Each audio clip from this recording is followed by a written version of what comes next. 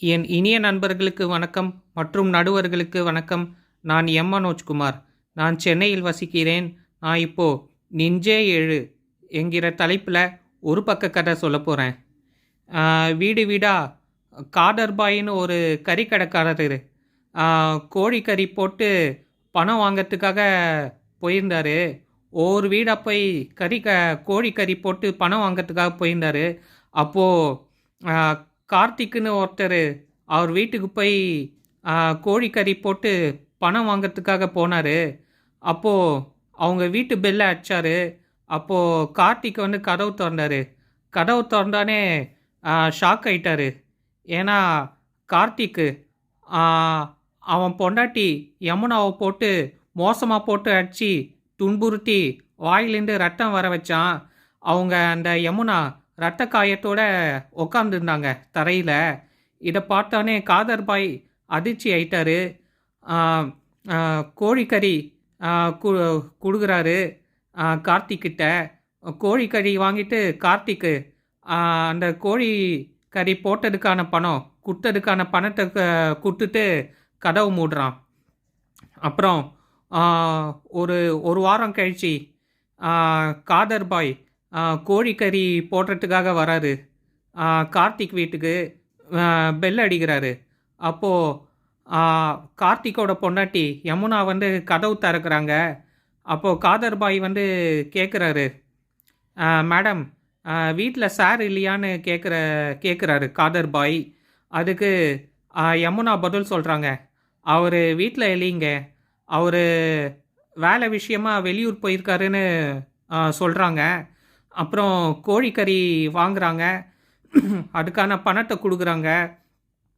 அப்போது காதர்பாய் வந்து ஒரு புத்திமதி சொல்கிறாரு, அட்வைஸ் பண்ணுறாரு அவங்களுக்கு, யமுனாக்கு.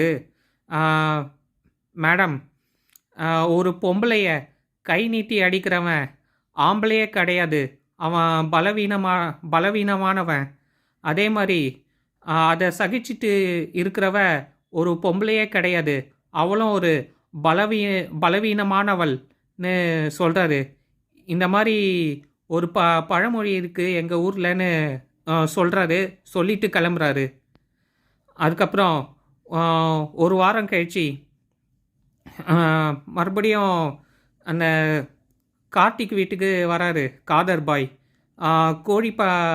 கோழிக்கறி போட்டு அதுக்கான பணம் வாங்கிறதுக்காக வராரு. அப்போது பெல் அடிக்கிறாரு.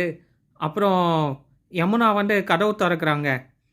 அப்போது கோழிக்கறி போட்டு பணம் வாங்கிறதுக்காக வராரு.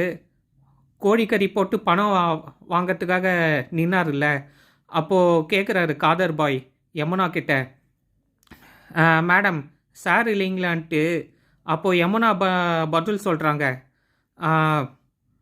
அவர் வீட்டில் இல்லைங்க, ஜெயிலில் கம்பி எண்ணிட்டு இருக்காருன்னு சொல்கிறாங்க யமுனா. இதை கேட்டானே அதிர்ச்சி ஆகிறாரு காதர்பாய். மேடம் என்ன சொல்கிறீங்க, ஜெயிலில் கம்பி என்றாரான்னு அதிர்ச்சியில் கேட்குறாரு. ஷாக் ஆகிட்டு கேட்குறாரு காதர்பாய். ஆமாண்ணா, ஆமாம் பாய், அவர் என் மேலே கை ஓங்க பார்த்தாரு, என்னை அடித்து துன்புறுத்த பார்த்தாரு. நீங்கள் சொன்ன அந்த பழமொழியினால் எனக்கு தைரியம் வந்துச்சு, எனக்கு பயம் போயிடுச்சு. நான் போலீஸ்க்கு ஃபோன் போட்டு வீட்டுக்கு வரவழைச்சி நண்பர்லாம் சொன்னேன். அவங்க வந்து அவரை பிடிச்சிட்டு போயிட்டாங்க.